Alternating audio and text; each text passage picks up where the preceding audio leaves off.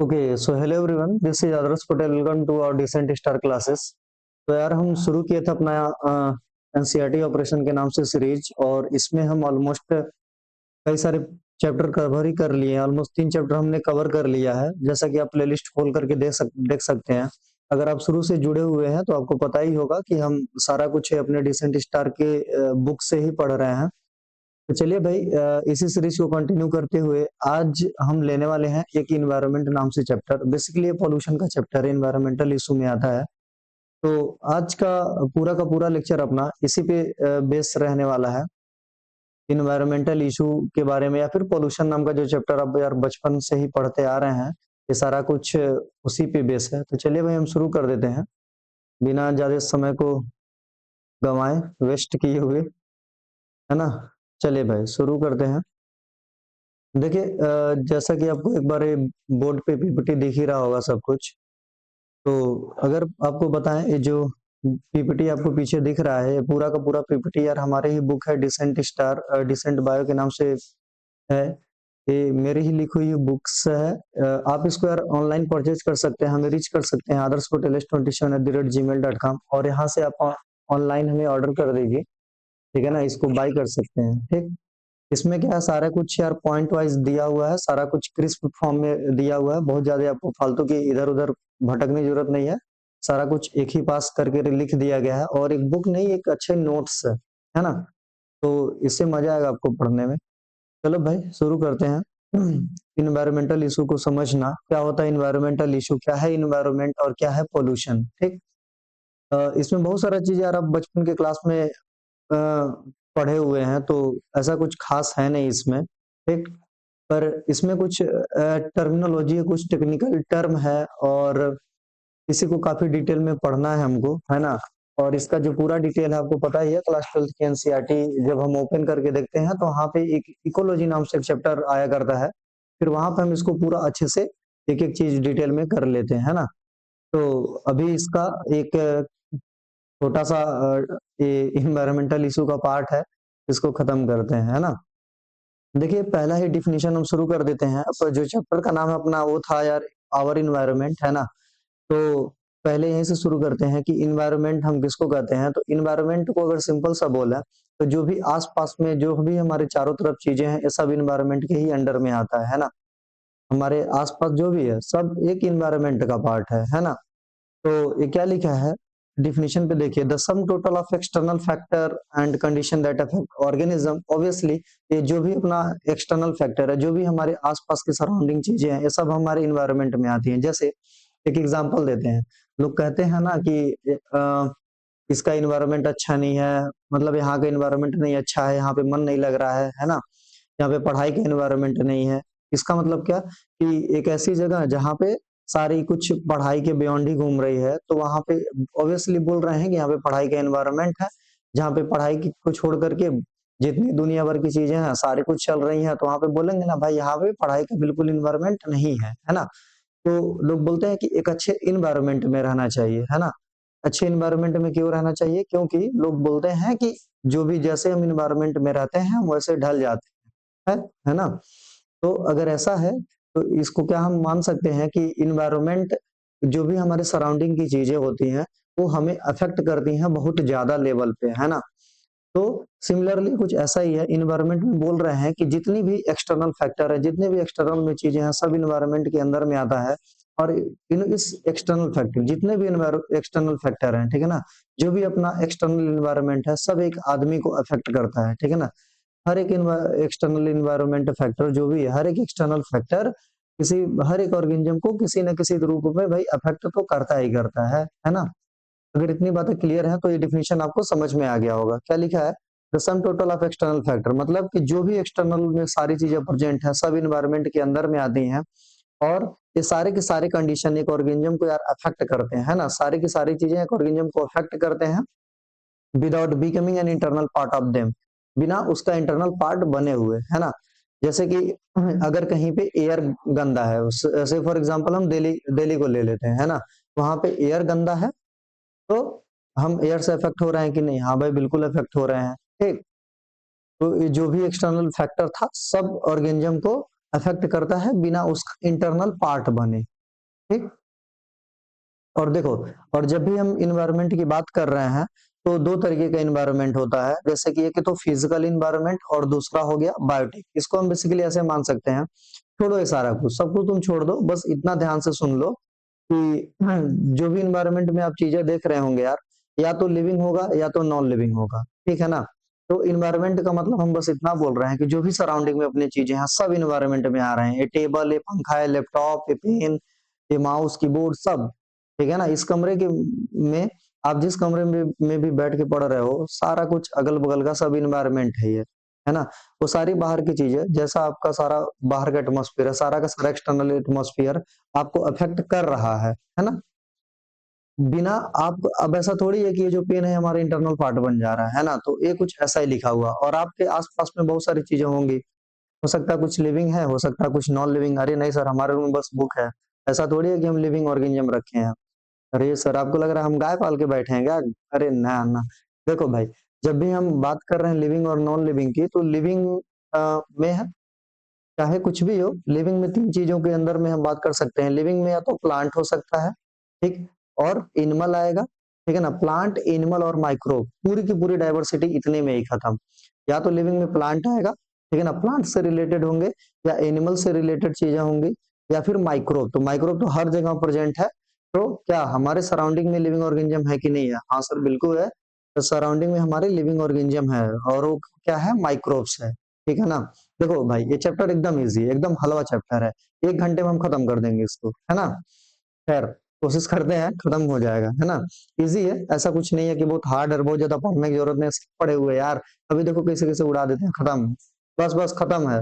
चलो, थोड़ा अपना जोश में चढ़ाई रखो, जोश और जुनून बनाए रखो, मजा आ जाएगा, ठीक है ना। तुम सब माशाअल्लाह, जैसे वो तुमको सुंदर लगती है ना, वैसे ये भी चैप्टर सुंदर लगेगा। चलो भाई, तो जो भी अपना एक्सटर्नल फैक्टर है, यहाँ पे लिखते चलते हैं। देखो, जो भी, अगर एक्सटर्नल इन्वायरमेंट है ना, जो भी एक्सटर्नल इन्वायरमेंट है, इसमें दो चीजें आती हैं, एक तो बायोटिक, ठीक है ना, बायोटिक, और एक तो होता है क्या, ए बायोटिक। नॉन बायोटिक ना लिख करके इसको बोल दें ए बायोटिक, ठीक। ये हो गया क्या भैया अपना, ये बायोटिक। अच्छा सर, बायोटिक में क्या आती है? तो देखो, बायो, बायो जहां पर भी आता है इसका मतलब सीधा लिविंग ही मानो, ठीक है ना। लिविंग होता है, ये मानना क्या है भाई? बायोलॉजी, बायो का मतलब लिविंग, तो हो गया लिविंग। और ए का मतलब होता है एब्सेंट, जहां पर भी ए आ गया ना, ए का मतलब होता है एब्सेंट, और बायो का मतलब लाइफ, मतलब लाइफ एब्सेंट है, तो ऑर्गेनिज्म कैसा होगा भैया? ए ऑर्गेनिज्म होगा नॉन लिविंग, है ना। तो ऑर्गेनिज्म हो गया नॉन लिविंग, तो बायोटिक का मतलब हुआ लिविंग, एबायोटिक का मतलब हुआ क्या? Non living. बायोटिक का मतलब लिविंग और एबायोटिक का मतलब नॉन लिविंग। अच्छा, अगर बायोटिक है तो इस बायोटिक कंपोनेंट में या तो प्लांट होगा, या तो एनिमल्स आते हैं, या तो फिर माइक्रोब आएगा, इसी में पूरा का पूरा खत्म बायोटिक कंपोनेंट, ठीक है ना। या तो प्लांट, या तो एनिमल, या तो माइक्रोब। अच्छा, अच्छा सर, और ए बायोटिक में क्या आ जाएगा नॉन लिविंग में? अरे भैया, एयर आ जाएगा, और क्या, वाटर आएगा, और क्या, सॉइल आएगा, और टेम्परेचर आएगा, ठीक है ना। इतना कुछ एबायोटिक में ऑलमोस्ट आता है, ठीक है ना। और देखो, प्लांट, एनिमल, माइक्रोब सब आ जाते हैं अ, इसमें बायोटिक में, और ये सब एबायोटिक की चीजें। अच्छा अच्छा, देखो, जहां पर बायोटिक, ठीक है ना, क्या बोला, जहां पर बायोटिक और जहां पर एबायोटिक, ठीक है ना, जहां पर बायोटिक और जहां पर एबायोटिक दोनों मिलते हैं, तो इसी को बोलते हैं इको सिस्टम। क्या बोलते हैं जी? Ecosystem. जब बायोटिक कंपोनेंट और एबायोटिक कंपोनेंट दोनों आपस में मिलते हैं, और दोनों के दोनों एक दूसरे से आपस में इंटरेक्ट करते हैं, तो ऐसे को क्या बोलते हैं? इकोसिस्टम। यहाँ पे देखो, ध्यान से देखो, ये प्लांट है, प्लांट को क्या चाहिए? एयर चाहिए, हाँ एयर चाहिए। एयर कहाँ से लेगा? तो एटमॉस्फेयर से लेगा। वाटर लेगा, हाँ भाई सॉइल से लेगा। सॉइल चाहिए, बिल्कुल चाहिए। टेम्परेचर चाहिए, हाँ टेम्परेचर चाहिए। तो देखो, एयर, वाटर, सॉइल, टेम्परेचर, सारा का सारा जरूरत है किसका? प्लांट का। क्या प्लांट जो है इसके साथ इंटरेक्ट कर रहा है? हाँ बिल्कुल, इसके साथ इंटरेक्ट कर रहा है। एयर के साथ, वाटर के साथ, सॉइल और टेम्परेचर, इन सब के साथ जो है प्लांट अपना इंटरेक्ट कर रहा है, एकदम मौज मस्ती में काम चल रहा है। अच्छा सर, क्या एनिमल इंटरेक्ट कर रहा है? बिल्कुल यार, एनिमल भी इंटरेक्ट कर रहा है। देखो, एनिमल को हवा चाहिए, हाँ भाई। वाटर चाहिए, हाँ। क्या सॉइल चाहिए? अरे चाहिए भाई। टेम्परेचर चाहिए। तो जो जो चीजें यार प्लांट को चाहिए वही वही एनिमल को चाहिए, वही माइक्रोब्स को भी कहीं ना कहीं चाहिए यार। क्या ये तीनों के तीनों और ये जितने भी है चारों के चारों आपस में एक दूसरे से इंटरेक्ट कर रहे हैं। हाँ, आपस में बायोटिक वाला ए बायोटिक के साथ इंटरेक्ट कर रहा है। क्या बायोटिक वाला बायोटिक के साथ इंटरेक्ट कर रहा है? बिल्कुल भाई, बायोटिक वाला भी बायोटिक के साथ इंटरेक्ट कर रहा है। जैसे कि प्लांट है, एनिमल के साथ इंटरेक्शन शो करेगा, एनिमल जो है प्लांट के साथ इंटरेक्शन शो कर रहा है। और सोचो, अगर प्लांट मर गया, अगर एनिमल मर गया, तो इनके साथ कौन इंटरेक्शन करेगा? लास्ट में तो माइक्रोब इंटरेक्शन करेगा। क्या जीते जीते जीव भी माइक्रोब इंटरेक्ट कर रहा है प्लांट और एनिमल के साथ? तो बिल्कुल यार, प्लांट से जब प्लांट जिंदा था तब भी माइक्रोब यार उसका साथ दिया, मरने के बाद भी साथ दिया। तो बताओ कौन अच्छा है? माइक्रोब अच्छे हैं। हाँ भाई बिल्कुल माइक्रोब अच्छे हैं, है ना। कभी कभी दाग भी अच्छे होते हैं। चलिए जी, तो ये सारा कुछ रहा यार इन्वायरमेंट के बारे में। उम्मीद है सबको समझ में आया होगा। तो इन्वायरमेंट दो फैक्टर से मिलके बना हुआ है, तो बायोटिक और ए बायोटिक, ठीक है ना। तो फिजिकल का मतलब हुआ भैया ए बायोटिक और बायोटिक इन्वायरमेंट। तो यहाँ पे देखो पढ़ लो, बायोटिक इन्वायरमेंट में सारी की सारी नॉन लिविंग कंपोनेंट आएंगे, सॉरी फिजिकल में सारे के सारे नॉन लिविंग, या फिर ए बायोटिक कंपोनेंट में सारे के सारे नॉन लिविंग, और बायोटिक कंपोनेंट के अंदर में सारे के सारे लिविंग ऑर्गेनिज्म आ जाते हैं ना। खतरनाक। चलो, और ये जो पूरा कैटेगरी है, देखो ये जो पूरा अभी जितना भी हम प्लांट एनिमल माइक्रोब जितना भी इकोसिस्टम बोल रहे हैं ना, तो एक इकोसिस्टम के अंदर में देखो, अगर एक इकोसिस्टम के अंदर में देखो, ये सारा का सारा इकोसिस्टम ही था। हाँ भाई बिल्कुल था। तो अगर इकोसिस्टम में देखो, तो इकोसिस्टम के तीन मेन कंपोनेंट है ना। एक तो प्रोड्यूसर होगा, प्रोड्यूसर कौन है? तो प्लांट है ना। प्रोड्यूसर कौन है? प्लांट है। प्लांट प्रोड्यूसर क्यों होता है? क्योंकि ये ऑटोट्रॉफिक है। ऑटोट्रॉफिक क्यों होता है? क्योंकि अपना खाना खुद बना रहा है ना। क्योंकि ये फोटो सिन फोटो, अरे फोटो लिख दो मास्टर, फोटो लिखो, फोटो, हाँ भाई फोटो लिखा गया। चलो, तो ये क्या कर रहा है? फोटोसिंथेसिस, बिल्कुल। अगर ये फोटोसिंथेसिस कर रहा है इसलिए इसको बोलते हैं ऑटोट्रॉपिक। तो प्लांट क्या भाई? ऑटोट्रॉपिक है, ठीक। इसीलिए प्लांट को क्या बोला? प्रोड्यूसर, ठीक। प्लांट को कौन खाएगा? कंज्यूमर खाएगा। प्लांट भी जब मर जाएगा यार तो फिर कौन खाएगा? डिकम्पोजर। ये जो कंज्यूमर भी मर जाएगा तो इसको कौन किल कर देगा? डिकम्पोजर, है ना। तो ये सारे के सारे आपस में इंटरेक्ट कर रहे हैं। अभी एक आगे पढ़ने वाले हैं क्या? फूड चेन और ट्रॉपिक लेवल, फिर इसमें सारा कुछ समझ में आ जाएगा, है ना।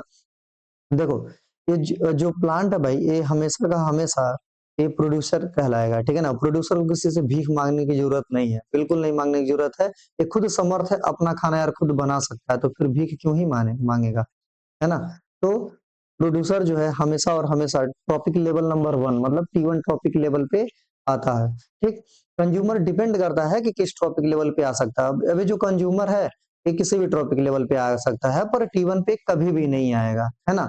तो T2 पे आ सकता है, T3 पे आ सकता है, और T4 पे भी आ सकता है, क्वार्टरनरी लेवल की टॉपिक लेवल, ठीक है ना। देखो, T1, T2, T3 और T4 ट्रॉपिक लेवल। तो T4 ट्रॉपिक लेवल या फिर क्वार्टरनरी जो सबसे लास्ट का ट्रॉपिक लेवल है, जिसको हम मान रहे हैं, ठीक है ना, तो सबसे अपना लास्ट का ट्रॉपिक लेवल है। यहाँ पे कौन कौन आता है? तो भैया मैन आ सकता है, लायन आ सकता है। इसीलिए इस मैन और लायन को हम बोलते हैं, सब सुनते जाओ, मैन और लायन को बोलते हैं टॉप कार्निवोर्स, है ना। मैन और लायन को क्या बोलते हैं? Top carnivore. मैन और लायन को क्या बोलेंगे भाई? तो मैन और लायन को हम बोलेंगे टॉप कॉर्नियोर। अच्छा सर, टॉप कॉर्नियोर क्या होता है? तो सुनना ध्यान से, टॉप कॉर्नियोर का डिफिनीशन ये होता है, क्या होता है कि जो सबको खाए, जो सबको खाए, पर पर पर उसको उसको कोई ना खाए, है ना। पर उसको कोई ना खाए। क्या बात है मास्टर, ये तो शायरी बन गई है। हाँ भाई, जो सबको खाए पर उसको कोई ना खाए, वही क्या होता है? टॉप कंज्यूमर होता है, फिर टॉप कर्न्योर होता है, ठीक है ना। इसमें गिद्ध भी आ जाता है। वल्चर जानते हो ना, गिद्ध, गिद्ध जो तुम लोग हो, ठीक है ना, गिद्ध कहेंगे। तो ये सब वल्चर जो सबको खाए पर उसको कोई ना खाए, ठीक है ना। मतलब लायन, सब लायन जो है सबको खा सकता है, पर लायन को कोई खाएगा? बिल्कुल नहीं खाएगा। इसीलिए लायन क्या है? टॉप कॉर्नियोर्स है। मैन जो है सबको खाएगा, पर मैन को कोई खाएगा? अरे सर, लायन तो कभी खा लेता, पर यार जब जंगल में आदमी जाएगा तब ना। जंगल में मत ही जाओ, और अगर ठीक है यार कभी कभी खा लिया ना, तो नेचर में कभी कभी सब कुछ चलता है ना। चलो छोड़ो यार, कभी खा लिया तो खा लिया, छोड़ते हैं ना, आगे बढ़ते हैं। हाँ, चलो भाई, यहाँ पे है प्रोड्यूसर, कंज्यूमर और डिकम्पोजर। ध्यान सुनना भाई, इसकी तीन कैटेगरी है, एक प्रोड्यूसर, दूसरी कंज्यूमर और तीसरी क्या, डिकम्पोजर। ठीक है ना, तो इस इकोसिस्टम में तीन आ गए, तो प्रोड्यूसर में प्लांट आएगा, कंज्यूमर में सब, ठीक है ना, हर्बीवोरस, कार्निवोरस जितने हैं, ओमनीवोरस, सब के सब ओरस कंज्यूमर में आ जाएंगे। और डिकम्पोजर का मतलब तो माइक्रो ऑर्गेनिज्म है, बैक्टीरिया, फंजाई वगैरह ही डिकम्पोजर में आते हैं, है ना। चलिए जी, अगर इतनी बातें समझ में आई, अगर इतनी बातें समझ में आई तो फिर वो मेरे हाथ क्यों नहीं आई? अरे कोई बात नहीं, आएगी। चलो भाई, हाँ पढ़ो। यहाँ पे देखो कुछ लिखा हुआ है, इन्वायरमेंटल पोल्यूशन। अच्छा सर, पोल्यूशन किसको कहते हैं, पोल्यूशन हम किसको बोलते हैं? तो पोल्यूशन का मतलब होता है कि कुछ भी जो हमें अच्छा ना लगे वो हमारे लिए पोल्यूशन है ना। जैसे कि लाउड म्यूजिक, किसी को बहुत पसंद है लाउड म्यूजिक, किसी के लिए नहीं पसंद है, तो उसके लिए नॉइज है ना। पर किसी को लाउड म्यूजिक पसंद है तो उसके लिए उसको क्या है, उसको तो मजा आ रहा है, ठीक है ना, अपना मौज मस्ती काट रहा है, ठीक है ना, अपना जिंदगी जी रहा है ना। पर जिसको लाउड म्यूजिक नहीं पसंद उसके लिए तो पोल्यूशन ही है। तो कुछ भी ऐसी चीज है जो हमारे डिजायर के बिल्कुल विपरीत हो, जो कि डिजायर के बिल्कुल अपोजिट हो, तो वो हमारे लिए पोल्यूशन की तरीके से है, ठीक है ना। हो सकता है किसी को गंदा पानी पसंद है, हो सकता है किसी को गंदा पानी ना पसंद हो, तो गंदा पानी उसके लिए पोल्यूशन होगा, ठीक है ना, पोल्यूटेड वाटर होगा। पर उस ऑर्गेनिज्म के लिए नहीं होगा पोल्यूटेड वाटर, जिसको कि वो गंदा पानी पसंद था, एग्जैक्टली यार। चलिए भाई, तो पोल्यूशन का मतलब ये होता है कि कोई भी अनडिजायरेबल चेंज, क्या, पोल्यूशन का मतलब ये हुआ कि कोई भी अनडिजायरेबल चेंज, चाहे हम फिजिकल, चाहे केमिकल या फिर बायोलॉजिकल कैरेक्टरिस्टिक्स में, किसके, एयर में हम कुछ चेंज कर दे रहे हैं, वाटर में हम कोई फिजिकल केमिकल बायोलॉजिकल चेंज कर दे रहे हैं, या फिर सॉइल के अंदर में भी हम कोई फिजिकल केमिकल या फिर बायोलॉजिकल चेंजेस कर रहे हैं, तो ये सारी की सारी चीजें यार इन्वायरमेंट पोल्यूशन के अंदर में आएंगे, ठीक। चलिए जी। आवाज थोड़ा गंदा लग रहा होगा, कोई ना, सर्दी है, कभी आपको कभी हमको, पर होगा दोनों को। चलिए भाई, अच्छा यहाँ पे कुछ और टर्मिनोलॉजी है, देखो बायोडिग्रेडेबल और नॉन बायोडिग्रेडेबल। अरे मास्टर टाइम नहीं है, जल्दी जल्दी खत्म करो तुम, चलो भाई खत्म कर देते हैं, खत्म। हाँ, तो बायो, देखो नाम में लिखा है बायो, बायो का मतलब क्या बोल रहे बेटा, तो बायो का मतलब बोले हैं लिविंग, डिग्रेडेबल का मतलब क्या, डिग्रेड होना या फिर खराब होना, ठीक है ना। ऐसा कुछ भी जिसको लिविंग ऑर्गेनिज्म ही डिग्रेड कर रहा है या फिर लिविंग ऑर्गेनिज्म ही खराब हो रहा है, कर दे रहा है उसको, ठीक है ना, उसको सड़ा दे रहा है, गला दे रहा है, that is biodegradable. Non biodegradable का मतलब कि इसके लिए, इसमें लिविंग ऑर्गेनिज्म इसको डिग्रेड नहीं कर रहा है, ठीक है ना।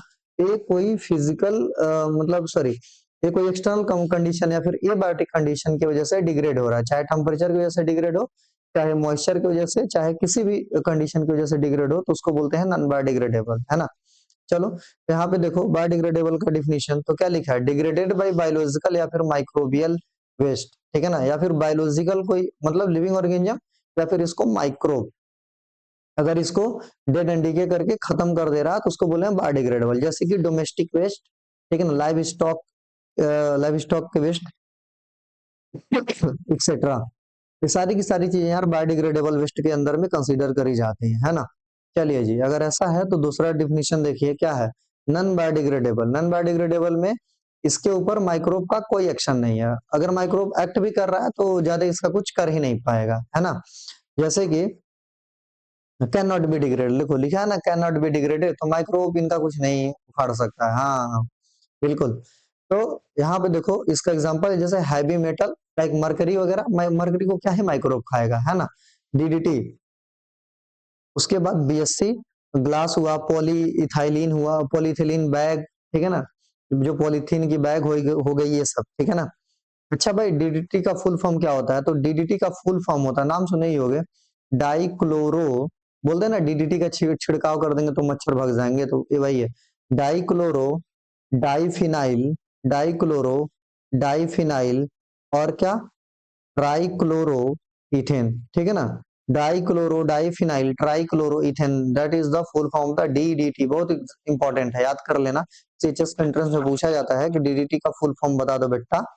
तो और ये पूछा जाता है यार कि डीडीटी जो है ये बायोडिग्रेडेबल वेस्ट है कि नॉन बायोडिग्रेडेबल? तो डीडीटी याद कर लेना थोड़ा औकात में रह के।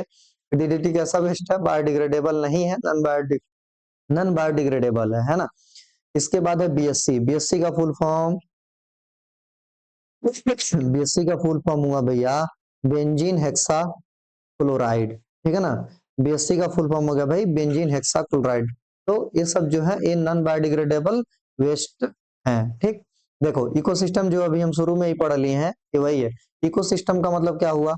इकोसिस्टम में कुछ नहीं भैया, इंटरेक्शन। इंटरेक्शन में आपस में ये इससे इंटरेक्ट कर रहा है, उसका हेल्प ले रहा, उसका हेल्प ले रहा, उसका हेल्प ले रहा है, और सब आपस में मिलजुल करके काम कर रहे हैं, ठीक है ना। मतलब एक सारा एकदम सामूहिक भावना है। तो इकोसिस्टम में इस नेचर के अंदर में सब चीज आपस में एक दूसरे से इंटरेक्ट करते हैं, मिलजुल करके रहते हैं। तो देखो लिविंग ऑर्गेनिज्म नॉन लिविंग के साथ इंटरेक्ट कर रहा था, नॉन लिविंग जो है लिविंग ऑर्गेनिज्म नॉन लिविंग के साथ, नॉन लिविंग जो है लिविंग ऑर्गेनिज्म के साथ इंटरेक्ट कर रहा था, और नॉन लिविंग के साथ खुद इंटरेक्ट कर रहा था। लिविंग ऑर्गेनिज्म भी खुद लिविंग ऑर्गेनिज्म के साथ इंटरेक्ट कर रहा था, है ना। चलिए जी, अगर इकोसिस्टम है, इकोसिस्टम को कौन किया था, मतलब नेम किसने दिया था? तो ecosystem name was given by the भैया एजी टेंसले, ठीक। तो देखो इकोसिस्टम नेम कौन दिया था भाई? तो एजी टेंसले नाम का साइंटिस्ट था जिसने इस इकोसिस्टम नेम को दिया था। चलिए भाई, इसके बाद क्या है? Type of ecosystem. तो टाइप ऑफ इकोसिस्टम में क्या है? इकोसिस्टम के प्रकार। कितने तरीके के इकोसिस्टम होते हैं नेचर के अंदर में? चलो भाई, तो दो तरीके की इकोसिस्टम है यहाँ पे। एक तो है परमानेंट इकोसिस्टम, दूसरा है क्या? टेम्परेरी इकोसिस्टम, ठीक। एक है परमानेंट इकोसिस्टम और एक है टेम्परेरी इकोसिस्टम। तो देखो भाई, परमानेंट इकोसिस्टम में है कि जो बहुत लंबे टाइम से बना हुआ है, और ऐसा नहीं है कि आज है कल नहीं रहेगा, ठीक है ना। मतलब इसका एरिया लार्ज होगा और सेल्फ सस्टेन होगा, ठीक है ना। इसकी देखभाल करने के लिए साथ कोई जाता भी नहीं है, और ये खुद ही सेल्फ कैपेबल है कि अपना देखभाल खुद कर सकता है। That is known as the permanent ecosystem, ठीक। तो अगर परमानेंट इकोसिस्टम जैसे कि ग्रासलैंड इकोसिस्टम को देख लो, तो कौन जाता है ग्रासलैंड इकोसिस्टम? तुम घास उगाने थोड़ी जाते हो वहां पे, ठीक है ना। डेजर्ट में, डेजर्ट में कौन ही जा रहा है? डेजर्ट की देखभाल कौन देख रहा है? सहारा थार देखो, कौन जाता है? कोई नहीं जाता है। मतलब कि एक ऐसा इकोसिस्टम है जो खुद सेल्फ कैपेबल है, अपनी रक्षा खुद कर सकता है ना। तो ये सब परमानेंट इकोसिस्टम है। जैसे फॉरेस्ट का कोई इकोसिस्टम है, सब परमानेंट इकोसिस्टम, मतलब एरिया भी बड़ा और सेल्फ कैपेबल है अपनी अपना सब कुछ देखभाल केयरिंग करने के लिए। That is known as the permanent ecosystem. इसीलिए तो बोलना भाई परमानेंट।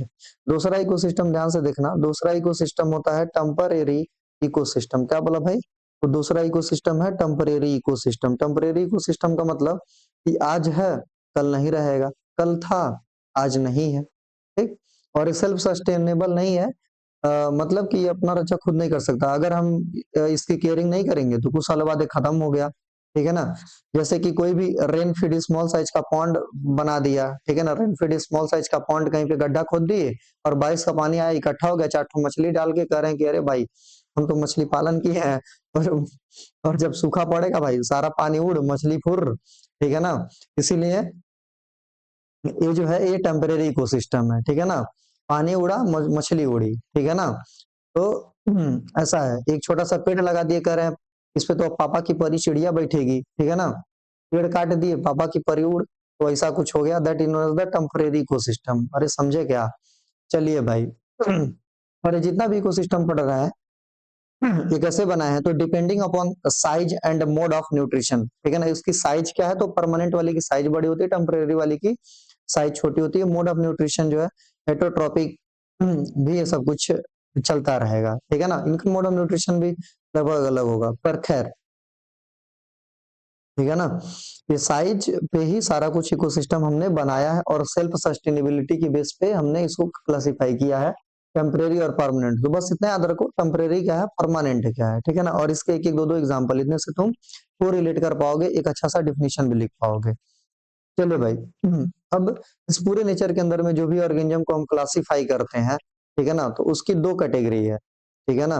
और ये जो हम क्लासिफिकेशन कर रहे हैं दो कैटेगरी के अंदर में जितने भी ऑर्गेनिज्म है, तो उसका मोड क्या है, कैसे क्लासिफाई किए हैं? तो एक तो साइज के बेसिस पे, और दूसरा मोड ऑफ न्यूट्रिशन के बेसिस पे, कि न्यूट्रिशन के बेसिस पे कि ऑर्गेनिज्म कैसा हेटरोट्रॉपिक या फिर कंज्यूमर।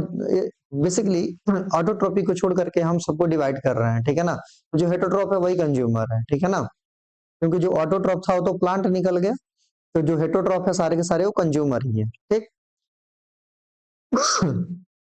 तो इनको भाई हमने डिवाइड कर दिया दो में। एक तो हो गया अपना देखो मैक्रो कंज्यूमर, और दूसरा क्या हो गया भाई, एक तो हो गया मैक्रो कंज्यूमर, दूसरा हो गया भाई माइक्रो कंज्यूमर, है ना।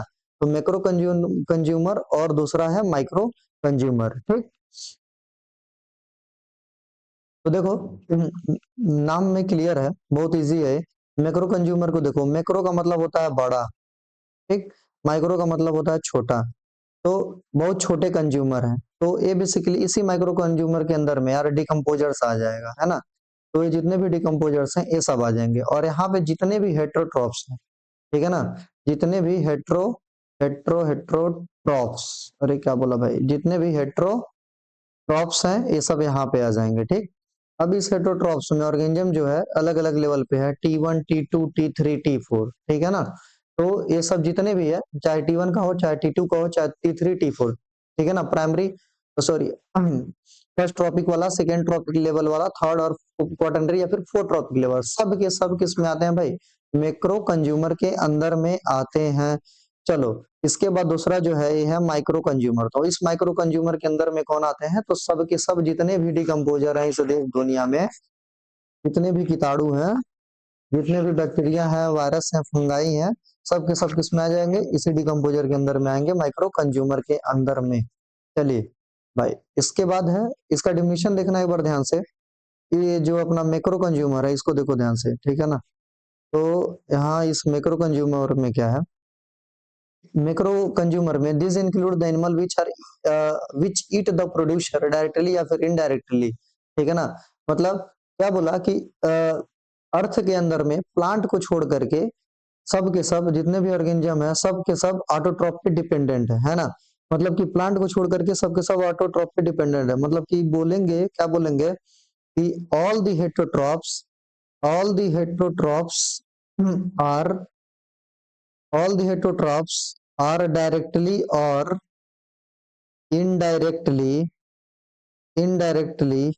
depend on autotrophs. All the heterotrophs are directly और indirectly depend on the autotrophs. मतलब कि जितने भी दुनिया में ऑर्गेनिज्म है, चाहे प्लांट हो चाहे कुछ भी सॉरी जितने भी एनिमल है सबके सब किस पे डिपेंड है, प्लांट पे डिपेंड है। मतलब कि सबके सब प्रोड्यूसर पे डिपेंड है, अगर प्रोड्यूसर नहीं तो धरती भी नहीं तो कुछ भी नहीं, है ना। तो include the animal that eat the producer, इस मैक्रो कंज्यूमर के अंदर में सब के सब किस पे डिपेंड करेंगे, प्लांट पे। हम सब आप जितने भी हैं सब किस पे डिपेंड है भाई, प्लांट पे ही है, क्योंकि अर्थ के पास इस अर्थ पे plant is the ultimate source of food, ठीक है ना। और प्लांट को खाना कहाँ से मिल रहा है, प्लांट को एनर्जी तो सन से मिल रही है। तो अर्थ के पास में sun is the ultimate source of energy, और इस सन से सारा का सारा फोटोसिंथेसिस हो रहा है, और जो प्रोड्यूसर है अपना खाना कहाँ से बना रहा है, तो सन की हेल्प से फोटोसिंथेसिस प्रोसेस से बना रहा है। तो प्रोड्यूसर ही सबसे मेन है, ठीक है ना। और इस प्रोड्यूसर में डायरेक्टली या इनडायरेक्टली सबके सब डिपेंड ही है, ठीक है ना। सब इसी के आगे पीछे घूम रहे हैं, ठीक है ना। तुम्हारा खाना कौन बनाता है, तो हमारा खाना प्लांट ही बनाता है। चलिए भाई अगर ऐसा है तो लड़कियों का फेवरेट पिंक निक उठा लिया हमने। देखो भाई ये है प्राइमरी कंज्यूमर। तो प्राइमरी कंज्यूमर क्या है, चलो इसको हम एक बार लिख के समझाते हैं भाई, मजा आ जाएगा, ठीक है ना। देखो एक हुआ प्रोड्यूसर, प्रोड्यूसर क्या है, प्रोड्यूसर, ठीक। इस प्रोड्यूसर के बाद क्या है, प्राइमरी कंज्यूमर, ठीक। इसके बाद कौन है, सेकेंडरी कंज्यूमर। अरे तो कौन था भैया, प्रोड्यूसर, प्राइमरी कंज्यूमर, लाइट भग गई थी यार, प्राइमरी कंज्यूमर, और ये है सेकेंडरी कंज्यूमर। इसके बाद कौन है, टर्शियरी कंज्यूमर, ठीक। इसी को बोलते हैं टॉप कंज्यूमर, ठीक। तो देखो प्रोड्यूसर जो होता है इसको बोलते हैं T1 लेवल पे, बेसिकली एक लेवल बना दिए हैं, जैसे ABCD लिख सकते हैं ना, ऐसा ही हम T1 T2 लिख सकते हैं। अभी बाद में समझ में आ जाएगा कि ट्रॉपिक लेवल क्या होता है, ठीक। ट्रॉपिक लेवल क्या है, तो देखो जितने भी ऑर्गेनिज्म है यहाँ पे सब ऑर्गेनिज्म ही लिखेंगे, ठीक है ना। तो हर एक ऑर्गेनिज्म का चॉइस अलग, हर एक ऑर्गेनिज्म डिपेंड दूसरे ऑर्गेनिज्म पे कर रहा है, ठीक है ना। तो खाने के बेसिस पे ऑर्गेनिज्म को हमने क्या कर दिया, एक सीक्वेंस में अरेंज कर दिया, इसी को बोलते हैं ट्रॉपिक लेवल, और ट्रॉपिक लेवल को डिनोट किया टी से। तो ये पहले नंबर पे आ रहा तो टी1 लिख दिए, और दूसरे नंबर पे आ रहा तो टी2 लिख दिए, तीसरे नंबर पे आ रहा तो टी3, और चौथे नंबर पे आ रहा तो टी4, या फिर इसको टॉप कंज्यूमर बोलते हैं, है ना। ठीक। तो ये जो प्रोड्यूसर है, ठीक है ना, ये तो प्रोड्यूसर है, तो सबका बाप है, ठीक है ना, प्रोड्यूसर, क्योंकि यही बस अपना खाना खुद बनाता है। बाकी ये प्राइमरी कंज्यूमर भी इसी पे डिपेंड है, ये तो डायरेक्टली डिपेंड है, ये इसको खा रहा है, पर इसको एनर्जी कहाँ से मिलती है, इसी प्रोड्यूसर से मिलती है, मतलब कि ये सेकेंडरी कंज्यूमर भी इनडायरेक्टली इसी प्रोड्यूसर पे डिपेंड है। इसको कहाँ से एनर्जी मिल रही है, तो सेकेंडरी कंज्यूमर को खा के, पर सेकेंडरी कंज्यूमर को एनर्जी इससे मिल रही है, और इसको एनर्जी कहाँ से मिल रही है, तो प्राइमरी कंज्यूमर से मिल रही है, ठीक है ना। तो अगर ऐसा है तो इसका मतलब बोल सकते हैं कि जो टर्शियरी कंज्यूमर भी है, ये इनडायरेक्टली इसी पे डिपेंड है, सेकेंडरी कंज्यूमर भी इसी पे और इस पे, सब के सब इसी पे डिपेंड है, इसीलिए टी1 टी2 टी3 और टी4 ऐसा डिनोट कर दिए। ठीक, चलो भाई, शुरू कर दिए। यहाँ पे ये है प्राइमरी कंज्यूमर। तो प्राइमरी कंज्यूमर में क्या लिखा है, दिस इंक्लूड हर्बीवोरस। इस प्राइमरी कंज्यूमर के अंदर में सारे के सारे हर्बीवोरस आते हैं, ठीक है ना, जो कि डायरेक्टली ईट करते हैं इसी प्लांट को। देखो ये डायरेक्टली ईट कर रहा है, इसके एग्जांपल में कौन आ गया भैया, रैबिट, डियर, ठीक, बकरी, एक्सेट्रा, सब आ गया। चलो सेकंड, इसको कौन खाएगा, तो इसको कोई ऑर्गेनिज्म खाएगा यार, भेड़िया वेड़िया खा लेगा। चलो, तो सेकेंडरी कंज्यूमर में है, सेकेंडरी कंज्यूमर किस पे डिपेंड करता है, तो प्राइमरी कंज्यूमर पे, this is the primary consumer, ठीक है ना। जैसे कि फॉक्स हो गया, यहाँ पे हम फॉक्स लिख दिए, लोमड़ी, ठीक है ना, स्नेक हो सकता है, ठीक है ना, ये मान लो स्नेक जो है एक छोटा सा रैबिट खा लिया, खैर माइस लिखते हैं हम यहाँ पे, माउस, इसको खा लिया स्नेक, ठीक है ना। तो ये सब सेकेंडरी कंज्यूमर में हो सकता। अब फॉक्स को एक दिन खा लिया लायन, यार ओ शिट, क्या बात है। तो फॉक्स को एक दिन खा लिया कौन, लायन, तो फॉक्स क्या हो गया, टॉप कंज्यूमर हो गया। तो टी1 टी2 टी3 टी4 इस तरीके से हम ऑर्गेनिज्म को क्लासिफाई कर देते हैं पूरा का पूरा ट्रॉपिक लेवल पे। तो उम्मीद है सबको समझ में आया होगा।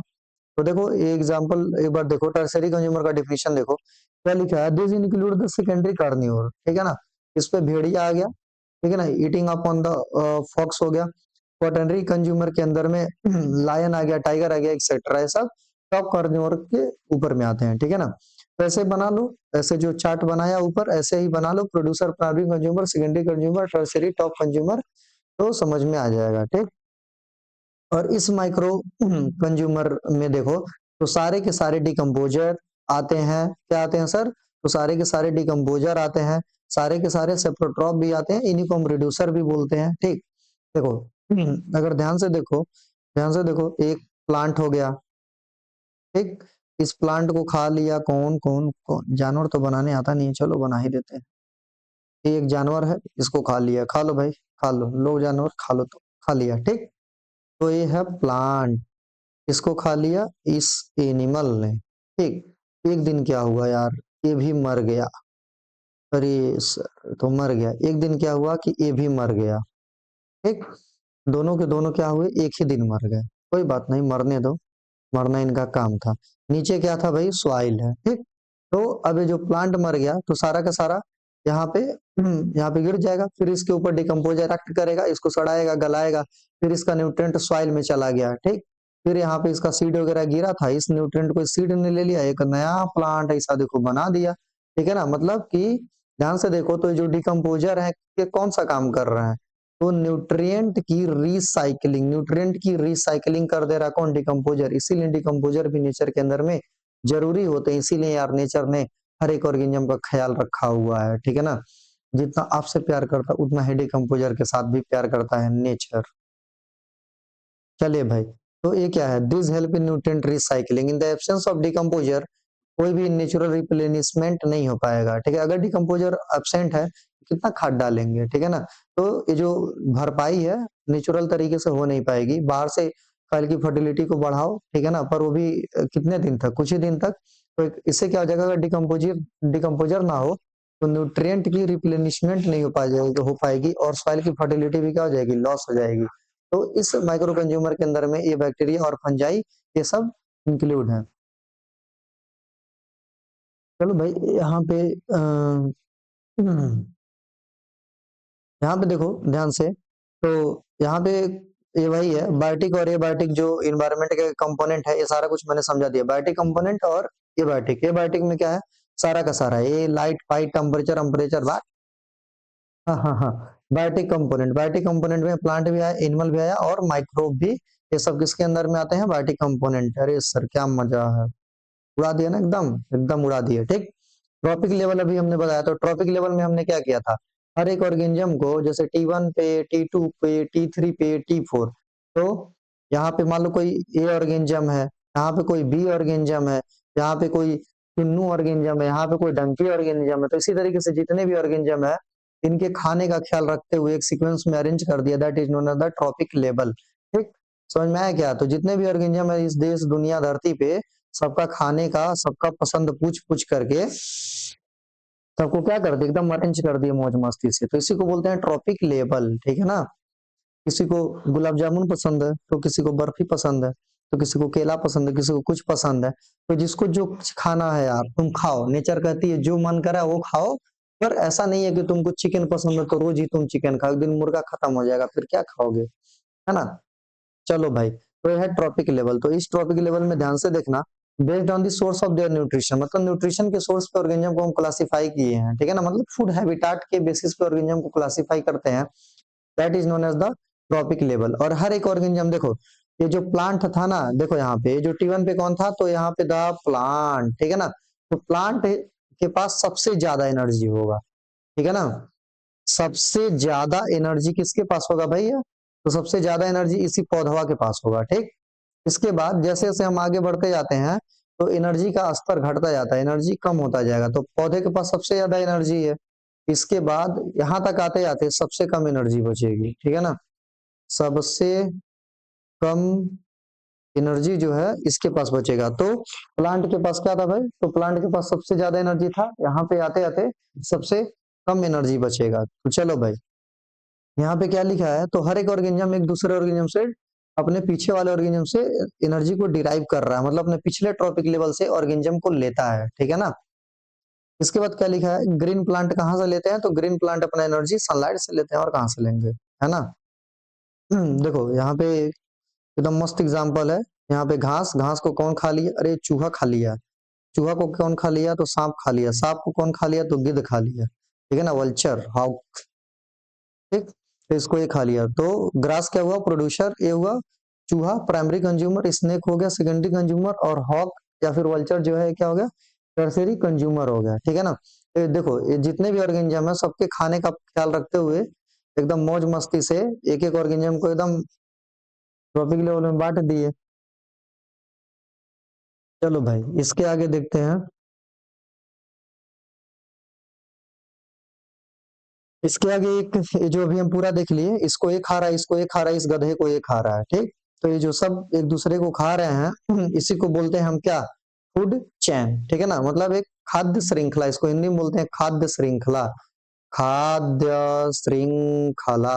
अरे लिख लेते हैं, थोड़ा हिंदी बहुत दिन हो गया, खाद्य श्रृंखला। ठीक है ना, मतलब सबके खाने का ख्याल रखते हुए एक पूरी की पूरी सीक्वेंस चैन बना दिए, that is known as the food chain. इसी में देखो कौन ऑर्गेनिज्म क्या खाएगा, इसके फूड हैबिटेट का ख्याल रखते हुए एक चैन बना दे, that is known as the food habitat. ठीक है ना, देखो भाई यहाँ पे अब ध्यान से सुनना, यहाँ पे कुछ इंपॉर्टेंट चीज है, जैसे कि T1 वाला है, और T1 वाले को कौन खा रहा था, T2 खा रहा था, T2 को कौन खा रहा था, T3 खा रहा था, तो T3 कौन खा रहा, तो T4 खा रहा है ना।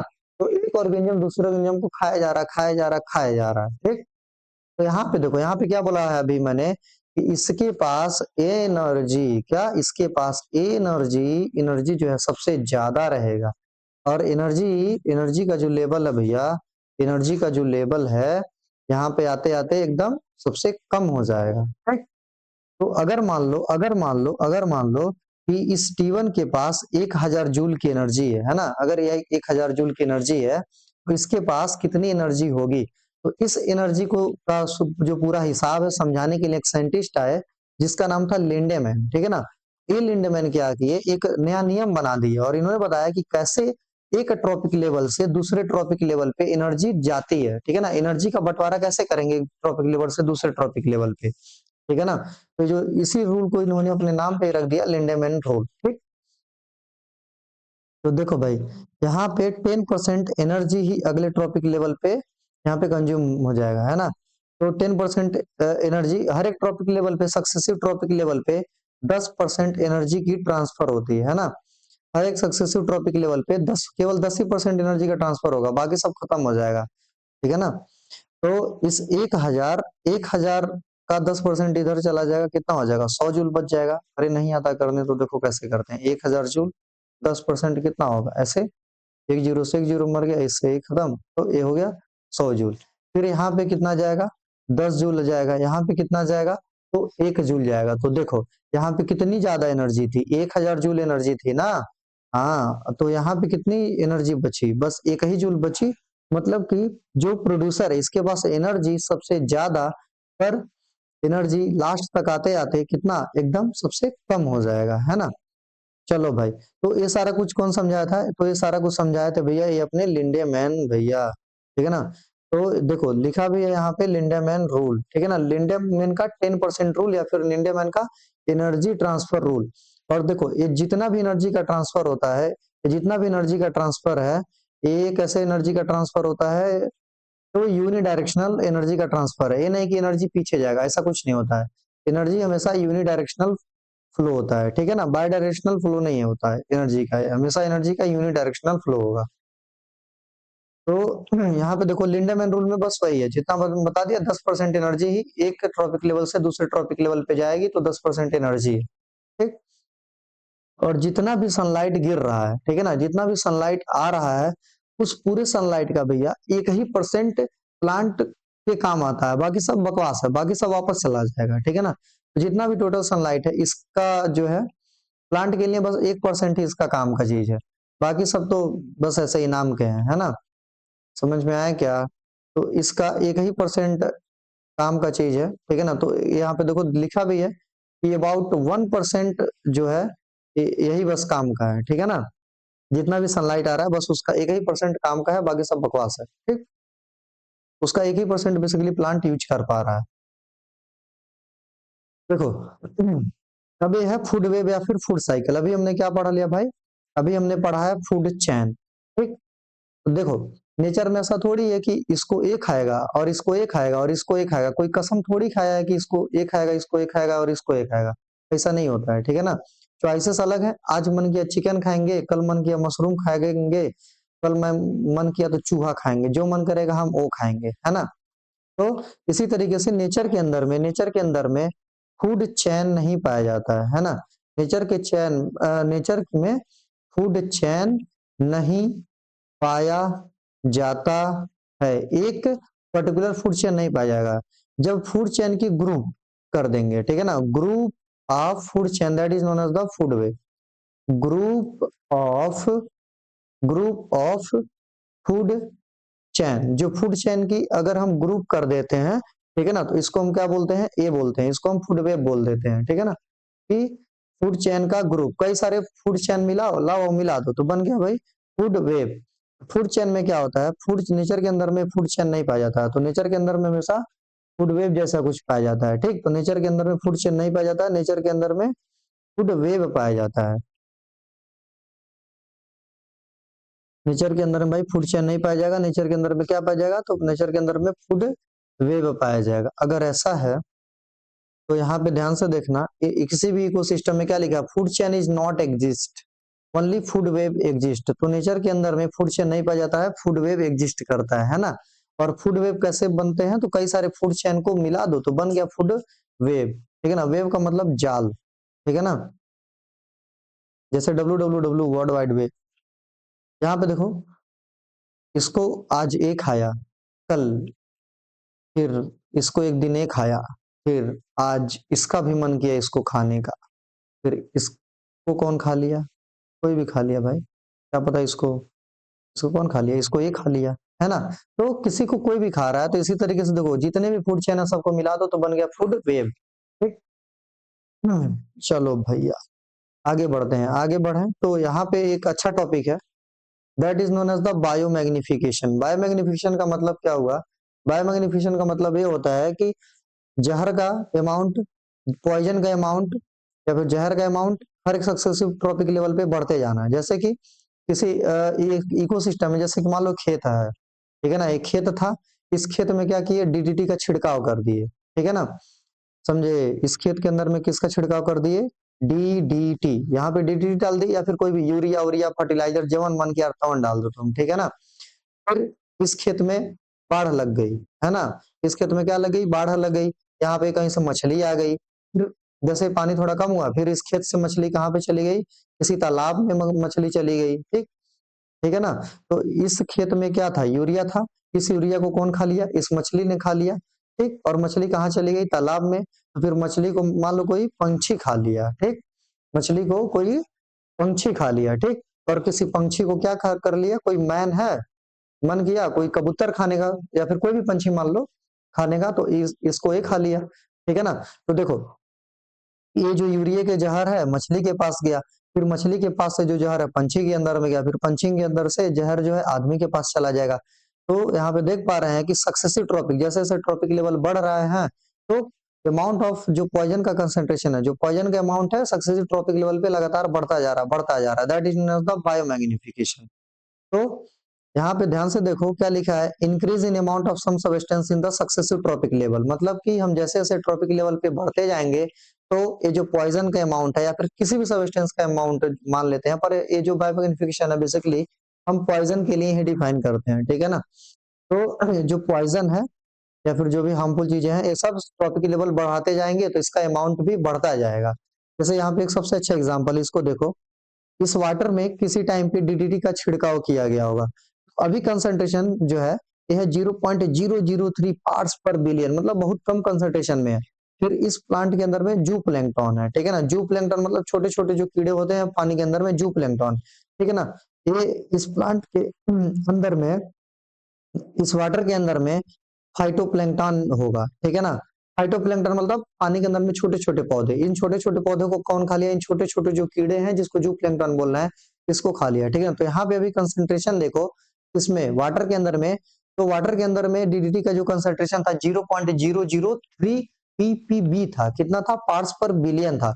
यहाँ पे कंसंट्रेशन बढ़ गया, देखो 0.04 ppm हो गया ना, तो पार्ट्स पर मिलियन हो गया। फिर इस जू प्लैंक्टन को एक दिन क्या हुआ, एक दिन किसी मछली ने खा लिया, फिर इसके अंदर में कंसंट्रेशन कितना आ गया, 0.5 ppm हो गया। फिर इस छोटी मछली को ये बड़ी मछली खाई थी, ठीक है ना, इसका मन किया था, इसके घर पे पार्टी हो रहा था, तो ये छोटी मछली बना खा ली थी सब बड़ी मछली, है ना। फिर 2 ppm हो गया। फिर एक दिन इस जो चिड़िया है ना, इसका एक दिन बर्थडे था, फिर इस बर्थडे के दिन इस बड़ी वाली मछली को खा लिया, है ना। तो फिर इसके बॉडी के अंदर में देखो तो कितना कंसंट्रेशन चल गया, तो ये हो गया, अरे ये तो घुस दिया, छोड़ो, तो ये हो गया भैया 25 ppm, क्या खतरनाक बढ़ गया ना, देखो 0.003 ppb से कितना कंसंट्रेशन चला गया, 25 ppm तक चला गया। तो जैसे जैसे सक्सेसिव ट्रॉपिक लेवल पे देखो ऊपर बढ़ते जा रहे हैं ट्रॉपिक लेवल पे, तो टॉक्सिसिटी के अमाउंट, जो पॉइजन है, जो सब्सटेंस है, इसकी अमाउंट बढ़ती जा रही है। तो टॉक्सिन सो बायोमैग्निफिकेशन लाइक डीडीटी हो गया, बीएससी हो गया, ये सब बायोमैग्निफिकेशन शो करते हैं। और खैर ये सारा कुछ तो बता दिया डीडीटी और बीएससी का फुल फॉर्म।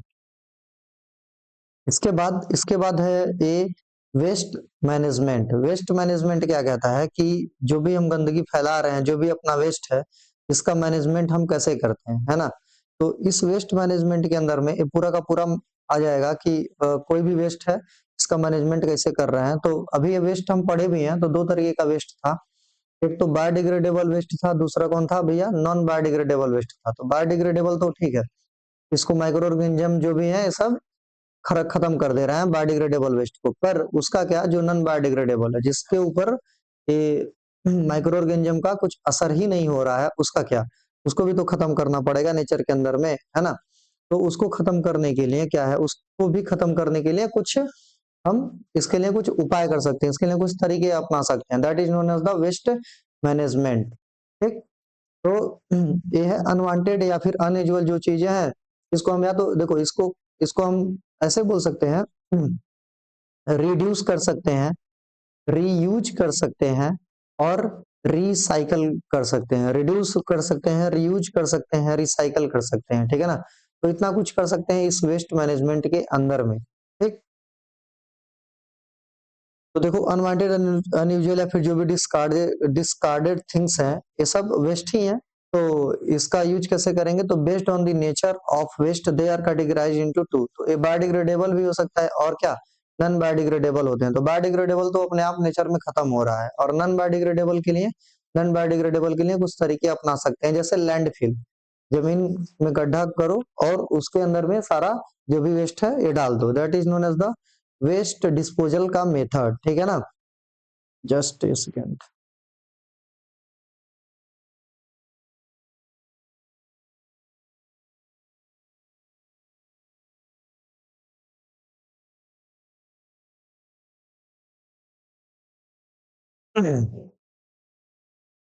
चलिए भाई, ये है वेस्ट डिस्पोजल में। फिर इनका इंसिनरेशन करते हैं। इंसिनरेशन में क्या होता है, इसमें ये आग जलती रहती है, इसी के अंदर में हम वेस्ट डाल देते हैं। ठीक है ना, ये अलग मेथड है, ये क्लास 12th में हम बहुत अच्छे से पढ़ लेते हैं। इसके बाद क्या कर सकते हैं, जैसे कंपोस्टिंग कर रहे हैं, वर्मिंग कंपोस्टिंग खा रहे हैं, तो बायोडिग्रेडेबल चीजों के लिए है। और क्या बायोगैस की जनरेशन भी कर सकते हैं। पर ये नॉन बायोडिग्रेडेबल जो वेस्ट है इसके लिए भी हम बहुत सारा अलग अलग तरीका यूज करते हैं। ये आप क्लास 12th की एनसीईआरटी में पढ़ेंगे। खैर अभी तो ये चैप्टर खत्म कर दिया गया है, पर पढ़ोगे बाद में। प्लास्टिक है, पॉलीथीन हो गया, ग्लास है, एल्युमिनियम है, इसका भी हम कभी कभी लैंड फिलिंग कर सकते हैं। ठीक है ना, या फिर डीप जैसे कुछ न्यूक्लियर वेस्टेज होते हैं ना, न्यूक्लियर वेस्टेज जैसे कीबोर्ड वगैरह खराब हो गया, रेडियो एक्टिव वाली चीज है, इसको कहाँ पे हम कर सकते हैं, तो रॉक के अंदर में जाए, रॉक के अंदर में हम डिगिंग करें, और उसके बाद इसको हम पूरा खराब हो गया तो फिर रॉक के अंदर में हम इसको गड्ढा करके चले आए, डाल दें वहां पे, फिर खत्म। ठीक, ऐसा कर सकते हैं। उसके बाद effect of human activity. Human activity से भी जितने भी वेस्ट है सब ह्यूमन एक्टिविटी से हो रहा है। ह्यूमन जितना भी हैजार्ड है सब ह्यूमन एक्टिविटी की ही वजह से होता है ना। तो जो भी इन्वायरमेंट खराब हो रहा है सब ह्यूमन ही कर रहा है। कोई बात नहीं, इन्वायरमेंट खराब हो रहा है, करो यार, कोई बात नहीं, करना चाहिए कभी। यहाँ पे है गार्बेज। खैर गंदी बात है, इन्वायरमेंट खराब नहीं करना चाहिए। चलो भाई, गार्बेज, गार्बेज का मतलब सिंपल कुछ नहीं, बस कूड़ा कचरा जितना भी घर से तुम्हारे कूड़ा कचरा निकला, that is known as the garbage. चाहे ये गार्बेज हाउस होल्ड से निकला तो हाउस होल्ड का गार्बेज, हॉस्पिटल से निकला हॉस्पिटल के, इंडस्ट्री से भी गार्बेज निकलेगा, फैक्ट्री, एग्रीकल्चर, फलाना ढिमकाना, 6 तरीके के गार्बेज निकल रहे हैं। इससे कोई मतलब नहीं होना चाहिए तुम्हारा, तुम्हारा बस मतलब डिफिनेशन से होना चाहिए। चलो, one of the main source of soil and water pollution का बहुत सारा जो मेन सोर्स है ये वही है गार्बेज। ये अलग अलग जगह से जितना भी कूड़ा निकल रहा है that is the main source of soil and water pollution. ठीक है ना, इसका डिस्पोजल का तरीका क्या हो सकता है, तो अभी जितना ऊपर पढ़ लिए, लैंड फिल हुआ, कंपोस्टिंग हुआ, इंसिनरेशन हुआ, सीवेज का ट्रीटमेंट हुआ, रिसाइकलिंग हुआ, ये सब इसके तरीके हैं डिस्पोजेबल मेथड के, है ना। जस्ट ये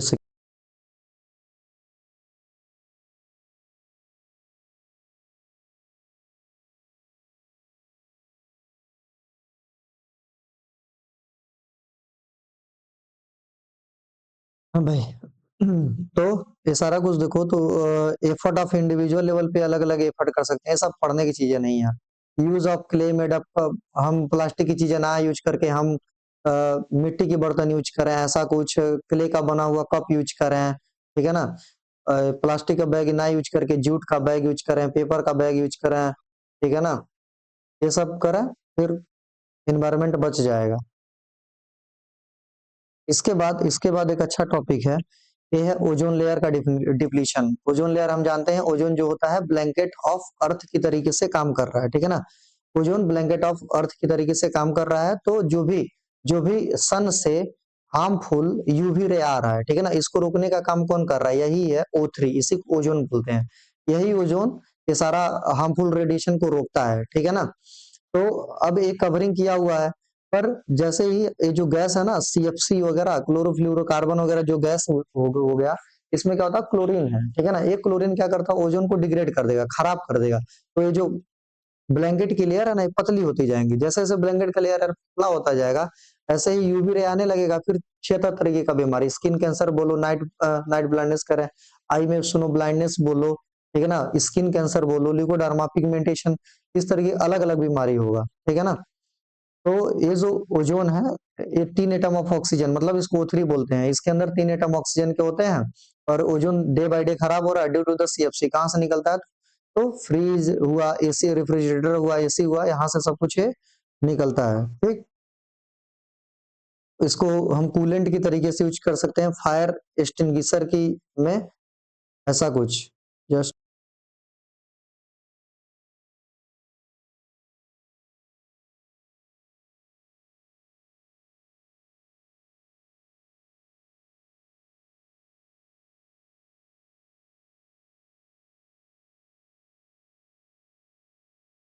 हाँ भाई, इसके बाद है यहाँ पे इफेक्ट टू प्रोटेक्ट या फिर एफर्ट टू प्रोटेक्ट इन्वायरमेंट को कैसे प्रोटेक्ट करते हैं। तो यहाँ पे है एक मॉन्ट्रियल प्रोटोकॉल चलाया गया था। मॉन्ट्रियल प्रोटोकॉल जो है 1987 में, और ये बेसिकली ओजोन की डिप्लीशन को, लेयर को कम, मतलब इसको रोकने के लिए ही बनाया गया था। इसके बाद है ग्लोबल वार्मिंग। ग्लोबल वार्मिंग क्या होता है कि ग्रीन हाउस गैसेस का कंसंट्रेशन बढ़ रहा है, तो अर्थ पे जो अर्थ का टेम्परेचर बढ़ता जा रहा है day by day, day by day, इसी को बोलते हैं हम क्या, ग्लोबल वार्मिंग। खैर, इस ग्लोबल वार्मिंग के गैस के नाम याद रख लो। तो ये सब गैस है, यहाँ पे कार्बन डाइऑक्साइड है, मीथेन है, सीएफसी है, N2O है। ठीक है ना। तो ये जितना भी गैस है, ये सब ये ग्लोबल वार्मिंग गैसेस बोले जाते हैं या फिर ग्रीन हाउस गैसेस बोले जाते हैं। खैर, यहाँ से हम शुरू करते हैं कल से। उम्मीद करते हैं सब कुछ यार आपको अच्छे से समझ में आया हुआ होगा, और इसके बाद से ग्लोबल वार्मिंग और ग्रीन हाउस इफेक्ट गैसेस हम शुरू कर देते हैं कल पढ़ना। चलिए भाई, खत्म करते हैं। Thank you, all the very best. पढ़ते रहिए, मौज मस्ती करते रहिए, हंसते रहिए।